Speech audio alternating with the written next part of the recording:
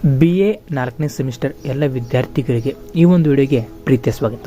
ಇವತ್ತಿನ ಒಂದು ವಿಡಿಯೋದಲ್ಲಿ ನಾವು ಕನ್ನಡ ವಿಷಯದ ಕೊನೆಯ ಅಧ್ಯಾಯವಾದಂತಹ ಅಧ್ಯಾಯ 15 ವಾಗಾರ್ಥ ಮೀರೆ ಸರೋದ ವಾದಕರಾದಂತಹ ರಾಜು ತಾರಾನಾಥ್ ಅವರ ಒಂದು ಸಂದರ್ಶನ ಕುರಿತು ಮಾಹಿತಿಯನ್ನು ನೀಡುವಂತಹ ಒಂದು ಅಪರೂಪದ ಅಧ್ಯಾಯವಾಗಿರುವಂತಹ ವಾಗಾರ್ಥ ಮೀರಿ ಅನ್ನುವಂಥ ಅಧ್ಯಾಯದ ಕುರಿತು ಈಗಾಗಲೇ ನಾವು ಅದನ್ನು ಸಂದರ್ಶಕರಾದಂತಹ ಕೀರ್ತಿನಾಥ್ ಕುರ್ತಕೋಟೆ ಅವರು ಅದನ್ನು ಸಂಪಾದಿಸಿದಂತಹ ಗಣೇಶ್ ಅಮೀನ್ಗಢ ಅವರ ಕುರಿತು ಈಗಾಗಲೇ ಕೃತಿಕರ್ತೆ ಪರಿಚಯದಲ್ಲಿ ಡಿಸ್ಕಷನ್ ಮಾಡಲಾಗಿದ್ದು ಮತ್ತು ಅವರ ವಾಗಾರ್ಥ ಮೀರಿ ಅಧ್ಯಾಯದ ಟಿಪ್ಪಣಿ ಭಾಗವನ್ನು ಡಿಸ್ಕಷನ್ ಮಾಡಲಾಗಿದೆ. ಇವತ್ತಿನ ಕ್ಲಾಸ್ನಲ್ಲಿ ನಾವು ಮುಂದುವರೆದು ಅದೇ ಅಧ್ಯಾಯದಲ್ಲಿ ಪರೀಕ್ಷೆಯಲ್ಲಿ ಕೇಳುವಂತಹ 10 ಅಂಕಕ್ಕೆ ಅಥವಾ 5 ಅಂಕಕ್ಕೆ ಕೇಳುವಂತಹ ಪ್ರಬಂಧ ರೂಪದ ಪ್ರಶ್ನೋತ್ತರಗಳನ್ನು ಇವತ್ತಿನ ಕ್ಲಾಸ್ನಲ್ಲಿ ಡಿಸ್ಕಷನ್ ಮಾಡೋಣ ಬನ್ನಿ.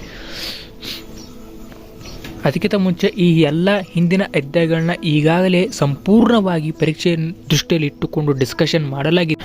ಇವತ್ತಿನ ಕ್ಲಾಸ್ನಲ್ಲಿ ನಾವು ಇವತ್ತಿನ ಪ್ರಬಂಧ ರೂಪದ ಪ್ರಶ್ನೋತ್ತರನ ಡಿಸ್ಕಷನ್ ಮಾಡೋಣ ಬನ್ನಿ. ಪ್ರಬಂಧ ರೂಪದ ಪ್ರಶ್ನೋತ್ತರಗಳಲ್ಲಿ ಪ್ರಶ್ನೆ ನಂಬರ್ 1 ವಾಗಾರ್ಥ ಮೀರಿ ಸಂದರ್ಶನದ ಸ್ವಾರಸ್ಯವನ್ನು ನಿರೂಪಿಸಿ. ಅಥವಾ ಪ್ರಶ್ನೆ ನಂಬರ್ 2 ಸಂಗೀತ ಸಹಿತ ಸಾಹಿತ್ಯದಂತೆ ರಸ ಪ್ರತೀತವಾದದ್ದು ಎಂಬುದನ್ನು ಪ್ರಸ್ತುತ ಸಂದರ್ಶನದ ಹಿನ್ನೆಲೆಯಲ್ಲಿ ವಿಶ್ಲೇಷಿಸಿ. ಅಥವಾ ಪ್ರಶ್ನೆ ನಂಬರ್ 3 ಸಂಗೀತ ಹಾಗೂ ಸಾಹಿತ್ಯಗಳೆರಡೂ ವಾಗಾರ್ಥ ಮೀರಿದ ಅಭಿವ್ಯಕ್ತಿಗಳ ಎಂಬುದನ್ನು ಪ್ರಸ್ತುತ ಸಂದರ್ಶನ ಅನಾವರಣಗೊಳಿಸುವುದು ಹೇಗೆ ವಿವರಿಸಿ. ಈ 3 ಪ್ರಶ್ನೆಗಳಿಗೆ ಒಂದು ಸ್ವಾರಸ್ಯವಾದಂಥ ಉತ್ತರವನ್ನು ನೋಡೋದಾದರೆ ಉತ್ತರ ವಾಗಾರ್ಥ ಮೀರಿ ಕನ್ನಡದ ಶ್ರೇಷ್ಠ ವಿಮರ್ಶಕರಲ್ಲೊಬ್ಬರಾದ ಕೀರ್ತಿನಾಥ್ ಕುರ್ತಕೋಟೆಯವರ ಸರೋಜವಾದಕ ತಾರಾನಾಥರೊಂದಿಗೆ ನಡೆಸಿದ ಒಂದು ಪ್ರಮುಖ ಸಂದರ್ಶನ. ಸಂಗೀತ ಸಹಿತ ಸಾಹಿತ್ಯದಂತೆ ರಸ ಪ್ರತೀತವಾದದ್ದು ಅವೆರಡು ವಾಗಾರ್ಥ ಮೀರಿದ ಅಭಿವ್ಯಕ್ತಗಳು ಎಂಬುದನ್ನು ಸ್ವಾರಸ್ಯಪೂರ್ಣವಾಗಿ ಪ್ರತಿಪಾದಿಸುವುದು ಈ ಸಂದರ್ಶನದ ಮೂಲ ಆಶಯ ತಿರುಳು. ಸರೋದವಾದಕ ತಾರಾನಾಥರ ಜೊತೆಗೆ ಸಂಗೀತ ಹಾಗೂ ಸಾಹಿತ್ಯಗಳೆರಡನ್ನ ಸಂಬಂಧಿಸಿದಂತೆ ಕೆಲ ಪ್ರಶ್ನೆಗಳನ್ನು ಕೇಳಬೇಕೆಂಬ ಮನಸ್ಸು ಕೀರ್ತಿನಾಥ್ ಕುರ್ತಕೋಟೆಯವರದ್ದು. ಅಂತೆಯೇ ಮೊದಲು ಸಂಗೀತದಿಂದಲೇ ತಮ್ಮ ಸಂದರ್ಶನವನ್ನು ಪ್ರಾರಂಭಿಸಿದ ಕುರ್ತಕೋಟೆಯವರು ನಾವು ನಿಮ್ಮ ಸರೋದ ವಾದನವನ್ನು ಭೀಮಸೇನ್ ಜೋಶಿಯವರ ಸಂಗೀತವನ್ನು ಕೇಳುವಂತೆ ಕೇಳುತ್ತೇವೆ, ಇನ್ನಾವುದೋ ಗಾಯಕರ ಸಂಗೀತವನ್ನು ಕೇಳುವಂತೆ ಕೇಳುತ್ತೇವೆ. ಆದರೆ ಇವೆರಡರ ನಡುವಿನ ಅಂತರ ನಮಗೆ ಇನ್ನೂ ಸ್ಪಷ್ಟವಾಗಿ ಗೊತ್ತಾಗಿಲ್ಲ. ಆದ್ದರಿಂದ ಇದರ ಬಗ್ಗೆ ನೀವೇನಾದರೂ ಹೇಳಬಹುದಾ ಎಂದು ಕೇಳುತ್ತಾರೆ. ಅದಕ್ಕೆ ತಾರಾನಾಥರು ಸರೋದನಂತಹ ವಾದ್ಯಗಳನ್ನು ವೋಕಲ್ ಮ್ಯೂಸಿಕ್ ಕೇಳಿದಂತೆ ಕೇಳಿದರೆ ಏನೂ ಸ್ವಲ್ಪ ಸೌಖ್ಯ, ಆಮೇಲೆ ಎಲ್ಲೋ ಕಾಡಿನಲ್ಲಿದ್ದಂತಾಗಿ ಬಿಡುತ್ತದೆ. ನಮ್ಮ ಶಾಸ್ತ್ರೀಯ ಸಂಗೀತದ ಕೇಂದ್ರ ವೋಕಲ್ ಮ್ಯೂಸಿಕ್ ಅಂದರೆ ಸರೋದನಂತಹ ವಾದ್ಯಗಳ ಈ ವೋಕಲ್ ಮ್ಯೂಸಿಕ್ಕನ್ನು ಪ್ರತಿಬಿಂಬಿಸುವುದಿಲ್ಲ. ಈ ವಾದ್ಯಗಳು ತಮ್ಮದೇ ಆದ ಚೌಕಟ್ಟಿನಲ್ಲಿ ವೋಕಲ್ ಮ್ಯೂಸಿಕ್ನಿಂದ ವಸ್ತುವನ್ನು ತೆಗೆದುಕೊಂಡು ಆ ವಾದ್ಯದ ಸಾಧ್ಯತೆ ಹಾಗೂ ಆ ವಾದ್ಯದಲ್ಲಿ ಹುಟ್ಟುವ ತಂತ್ರದ ಸಾಧ್ಯತೆ ಇವೆರಡನ್ನು ಸೇರಿಕೊಂಡು ಒಂದೊಂದು ವಾದ್ಯ ಒಂದೊಂದು ರೀತಿಯಲ್ಲಿ ಬೆಳೆಯುತ್ತಾ ಹೋಗುತ್ತವೆ. ಸಾರಂಗಿಯಂತಹ ಕೆಲವು ವಾದ್ಯಗಳು ವೋಕಲ್ ಮ್ಯೂಸಿಕ್ ಹತ್ತಿರವಿರುತ್ತವೆ. ರಾಮನಾರಾಯಣರ ಸಾರಂಗಿಯನ್ನು ಕೇಳಿದರೆ ಭೀಮಸೇನ್ ಜೋಶಿಯವರ ಸಂಗೀತವನ್ನು ಕೇಳಿದರೆ ಸಂತೋಷವಾಗುತ್ತದೆ. ಆದರೆ ಸಿತಾರದಂತಹ ಮೀಟುವ ವಾದ್ಯವನ್ನು ಕೇಳಿದರೆ ಸ್ವಲ್ಪ ಮಟ್ಟಿನ ಗಾಯಕೀಯ ಇರುತ್ತದೆ. ಸಾವರಿಯ ಜಾಗೋ ಎಂಬ ಸಿಂಧ್ ಭೈರವೀಯ ಪ್ರಸಿದ್ಧ ಹಾಡನ್ನು ಸಾರಂಗಿಯಲ್ಲಿ ಹಾಗೆಯೇ ನುಡಿಸಬಹುದು. ಆದರೆ ಸಿತಾರ್ ಹಾಗೂ ಸರೋದ್ನಲ್ಲಿ ಅದನ್ನು ಸ್ವಲ್ಪ ಬದಲಾಯಿಸಿಕೊಳ್ಳಬೇಕಾಗುತ್ತದೆ. ಶಾಸ್ತ್ರೀಯ ಸಂಗೀತವಾಗಲಿ ಅಥವಾ ಬೇರೆ ಸಂಗೀತವಾಗಲಿ ಅದರಲ್ಲಿ ಸ್ವರ ಮತ್ತು ವ್ಯಂಜನದ ವಿಲಾಸವಿರುತ್ತದೆ. ಇವೆರಡರ ಇಂಟರ್ಯಾಕ್ಷನ್ ಇರುತ್ತದೆ. ಸ್ವರವನ್ನು ಆಲಾಪನೆ, ವಿಲಂಬಿತ, ಚೀಸ್ ಇವುಗಳಲ್ಲಿ ಹೆಚ್ಚು ಉಪಯೋಗಿಸುತ್ತಾರೆ. ಅದರಲ್ಲಿ ವ್ಯಂಜನಗಳು ಇರುತ್ತವೆ. ಬುಲ್ ಬುಲ್ ಜಾ ಎಂಬ ಭಾಗವನ್ನು ಬೇರೆ ಬೇರೆ ರೀತಿಯಲ್ಲಿ ಹಾಡುತ್ತಾ ಆಟವಾಡುತ್ತೇವೆ. ಹೀಗೆ ಮಾಡುವಾಗ ಅಲ್ಲಿ ಸ್ವರ ಆಲಾಪದ ಭಾಗ ಅಥವಾ ವ್ಯಂಜನ ಸಾಹಿತ್ಯದ ಭಾಗ ಎಂಬ ವ್ಯತ್ಯಾಸ ಮನಸ್ಸಿಗೆ ತೋಚುವುದಿಲ್ಲ. ಯಾಕೆಂದರೆ ಕಾಳಿದಾಸ ಹೇಳುವ ವಾಗಾರ್ಥದಲ್ಲಿ ಮುಳುಗಿರುತ್ತೇವೆ. ಈ ಮಾತಿನ ಅರ್ಥದಿಂದ ನಾವು ಮೋಹಿತರಾಗುತ್ತೇವೆ. ಅದೇ ಇಲ್ಲಿರುವ ತೊಡಕು. ಸರೋದ ಸಂಗೀತದಲ್ಲಿ ವ್ಯಂಜನದ ಕ್ರಿಯೆ ಶಬ್ದಾತೀತವಾಗಿ ಬಿಡುತ್ತದೆ.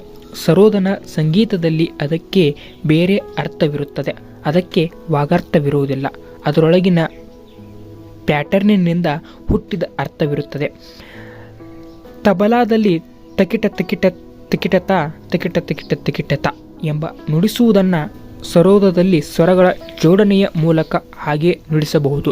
ಹೀಗೆ ನುಡಿಸುವಾಗ ಸ್ವರಗಳನ್ನು ಹಾರಿಸಿ ಹಾರಿಸಿ ನುಡಿಸುತ್ತೇವೆ.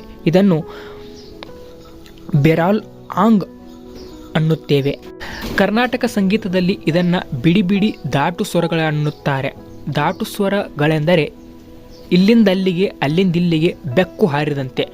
ಈಗ ಗಮಪದ ಎಂದು ನುಡಿಸಿದರೆ ಅದು ಜೋಡಿಸಿದಂತೆ ಬಂದು ಬಿಡುತ್ತದೆ. ಅದೇ ನೀರಿ ಮದ ಗನಿ ಹೀಗೆ ನುಡಿಸಿದರೆ ಸ್ವರಗಳನ್ನು ನುಡಿಸಿದಂತೆ. ಇದನ್ನು ನುಡಿಸುವುದು ಈ ವಾದ್ಯದ ಹಲವಾರು ಸಾಧ್ಯತೆಗಳಲ್ಲಿ ಒಂದು.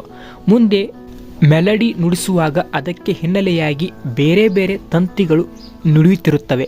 ಇದು ಪ್ಯೂರ್ಲಿ ಇನ್ಸ್ಟ್ರುಮೆಂಟಲ್ ಅಂದರೆ ಸಂಪೂರ್ಣ ವಾದ್ಯ. ಹೀಗೆ ಸಿತಾರ್, ಸರೋದ್ ಘರಾಣಿಗಳಲ್ಲಿ ತಂತ್ರಕಾರರಿಂದ ಗಾಯಕಿಯವರಿಗೆ ಮತ್ತು ಗಾಯಕಿಯಿಂದ ತಂತ್ರಕಾರರಿಗೆ ಇಷ್ಟು ರೇಂಜ್ ಇದೆ ಎನ್ನುತ್ತಾರೆ. ಸಂಗೀತ ವಾಗರ್ಥವನ್ನು ಮೀರಿದ್ದು ಎಂದು ತಾರಾನಾಥರು ಹೇಳುವುದು ಕುರ್ತಕೋಟೆಯವರಿಗೆ ಅದೊಂದು ಮಹತ್ವದ ಸಂಗತಿಯಾಗುತ್ತದೆ. ಅಂತೆಯೇ ಅವರು ಸಂಗೀತವನ್ನು ರಸವೆಂದು ಕರೆಯಬಹುದೇನೋ ಎನ್ನುತ್ತಾರೆ. ಅದಕ್ಕೆ ತಾರಾನಾಥರು ಬೇಂದ್ರೆಯವರ ಕಾವ್ಯದಲ್ಲಿ ಸಂಗೀತ ಹಾಗೂ ರಸಗಳೆರಡೂ ಇರುವುದನ್ನು ಹೇಳುತ್ತಾರೆ. ವಾಗಾರ್ಥವೆನ್ನುವುದು ಸಾಂದರ್ಭಿಕ ಅರ್ಥ.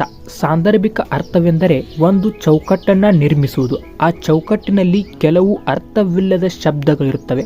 ಉದಾಹರಣೆ ತೋಂ ತನನನ, ತೋಂ ತನನನ ಇವುಗಳನ್ನು ಆ ಚೌಕಟ್ಟಿನಲ್ಲಿ ಬೇರೆ ಬೇರೆ ರೀತಿಯಲ್ಲಿ ಜೋಡಿಸುತ್ತಾ ಅದರ ಸುಖ ಪಡೆಯುತ್ತಾ ಹೋಗುತ್ತೇವೆ. ಅದು ಒಂದು ರೀತಿಯ ಅರ್ಥವೇ ಎಂಬುದು ತಾರಾನಾಥ್ ವಾಗಾರ್ಥ ವಿವರಣೆ. ಅದು ಅರ್ಥವಷ್ಟೇ ಅಲ್ಲ, ಅದರಲ್ಲಿ ಎಲ್ಲ ರಸಗಳನ್ನು ಸ್ಫುರಿಸುತ್ತಾ ಹೋಗಬಹುದು. ಉದಾಹರಣೆ ಕರುಣರಸವನ್ನು ಸಂಗೀತದ ಮುಖಾಂತರ ಹುಟ್ಟಿಸಬಹುದು ಎಂಬುದು ಕುರ್ತಕೋಟೆಯವರ ಅಭಿಪ್ರಾಯ. ಆದರೆ ಅವರು ರೆಫರೆನ್ಷಿಯಲ್ ಇಲ್ಲದಿರುವ ಬಗ್ಗೆ ಮಾತೆತ್ತಿದಾಗ ತಾರಾನಾಥರು ರೆಫರೆನ್ಷಿಯಲ್ ಇದ್ದಂತೆ ಇರುತ್ತದೆ. ಆವಾಗ ರೆಫರೆನ್ಸ್ ಸುಲಭವೆನಿಸುತ್ತದೆ.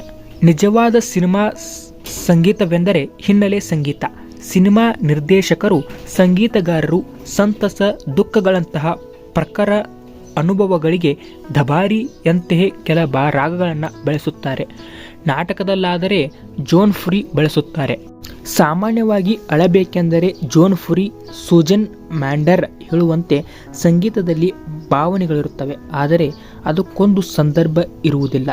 ಬಹಳ ಗಾಢವಾಗಿ ದುಃಖ ಆದ ಹಾಗೆ ಆಗಬಹುದು, ಆದರೆ ನಿಮ್ಮ ಮನೆಯೊಳಗೆ ಯಾರೂ ಸತ್ತಿರುವುದಿಲ್ಲ. ಅಥವಾ ಬಹಳ ನೋವಾಗಿರಬಹುದು, ತುಂಬ ಸಂತಸವಾಗಿರಬಹುದು. ಹೀಗೆ ಆದ ಹಾಗೆ ಆಗುವುದು ಅಸಲು ಅರ್ಥ. ಈ ಅನುಭವ ಒಂದು ರೀತಿಯಲ್ಲಿ ಶುದ್ಧವಾದ ಅರ್ಥ, ಹೊರಗಿನ ವಸ್ತುವಿನಿಂದ ಕಲುಷಿತವಾಗದ ಅರ್ಥ ಎಂದು ಹೇಳುತ್ತಾರೆ ತಾರಾನಾಥ್. ಇದನ್ನು ರಸವೆಂದು ಕರೆಯಬಹುದೇನೋ ಎಂದು ಅನ್ನಿಸುತ್ತದೆ ಕುರ್ತಕೋಟೆಯವರಿಗೆ. ಇದಕ್ಕೆ ಈ ಸಾಂದರ್ಭಿಕ ಅರ್ಥ ದಾಟಿಯೇ ಹೋಗಬೇಕು. ಇದು ಒಂದು. ಎರಡನೆಯದಾಗಿ ಏಡ್ಸ್ ನಮ್ಮ ಹೃದಯದ ಮೇಲೆ ದಾಳಿ ಮಾಡುವ ಅತೀಂದ್ರಿಯ ಶಕ್ತಿಗಳ ರೆಕ್ಕೆಯ ಸಪ್ಪಳವನ್ನು ಎಮೋಷನ್ ಎಂದು ಕರೆಯುತ್ತಾನೆ. ಇದನ್ನು ಹೆಚ್ಚೆಚ್ಚು ಗಮನದಲ್ಲಿಟ್ಟುಕೊಳ್ಳಬೇಕಾಗುತ್ತದೆ. ವಾಗಾರ್ಥವನ್ನು ಬಿಟ್ಟು ಅಥವಾ ಅದನ್ನು ಇಟ್ಟುಕೊಂಡು ಕೂಡ ಅದನ್ನು ಮೀರಿ ಹೋಗುವಂತಹ ಒಂದು ಸಾಧ್ಯತೆ ಸಂಗೀತದಲ್ಲಿ ಕಾಣುತ್ತಿರುವುದು ರಿಂದ ಸಂಗೀತದಿಂದ ಸಾಹಿತ್ಯ ಕಲಿಯಬೇಕಾದರೂ ಬಹಳ ಇದೆ ಎನ್ನುತ್ತಾರೆ ಕುರ್ತಕೋಟೆಯವರು. ಈಗ ಕೀರ್ತಿನಾಥ್ ಕುರ್ತಕೋಟೆಯವರು ಸಂಗೀತದಿಂದ ಸಾಹಿತ್ಯದ ಕಡೆಗೆ ಹೊರಳುತ್ತಾರೆ. ತಾರಾನಾಥರು ಸಂಗೀತ ಹಾಗೂ ಸಾಹಿತ್ಯ ಇವೆರಡರಲ್ಲೂ ಕೆಲಸ ಮಾಡಿದವರಾದುದೇ ಇದಕ್ಕೆ ಕಾರಣ. ಇಲ್ಲಿ ಯಾರಾದರೂ ಗಾಳಿಪಟ ಹಾರಿಸಬಹುದು. 50 ದಶಕದಲ್ಲಿ ಇಂಗ್ಲಿಷ್ ಕವಿಗಳೆಲ್ಲ ಒಟ್ಟು ಸೇರಿ ಒಂದು ಮ್ಯಾನಿಫೆಸ್ಟೋ ಅಂದರೆ ಪ್ರಣಾಳಿಕೆ ಅಥವಾ ಘೋಷಣೆ ಬರೆದರು. ಅದೇನೆಂದರೆ modesty of ambition, economy of use. ಪ್ರತಿಯೊಬ್ಬರೂ ಚೊಕ್ಕವಾಗಿ ಕವನ ಬರೆದಿದ್ದಾರೆ. ಈ ಚೊಕ್ಕ ಎಂಬ ಪದವನ್ನು ತಾರಾನಾಥರು ಯೋಚನೆ ಮಾಡಿ ಉಪಯೋಗಿಸುತ್ತಾರೆ. ಫಿಲಿಪ್ ಲಾರ್ಕಿನ್ ಅವರಲ್ಲಿ ಮುಖ್ಯ, ಚೇಡ್ ಹ್ಯೂಸ್ ಇನ್ನೂ ಮುಂತಾದವರಿದ್ದಾರೆ. ಫಿಲಿಪ್ ಲಾರ್ಕಿನ್ ಇಡೀ ವಿಧಾನವನ್ನು ಕೊಟ್ಟ. ಇದರ ಎಫೆಕ್ಟ್ ಒಳಗೆ ಆ ಪ್ರಯತ್ನ, ಆ ದೃಷ್ಟಿ, ಆಮೇಲೆ ಮುಂದೆ ಇರುವ ಅಗಾಧ ದೃಶ್ಯ. ಜಗತ್ತೇ ಸಣ್ಣದಾಗಿತ್ತು, ತರುಣ ಜಗತ್ತು, ತರುಣ ಮನುಷ್ಯ.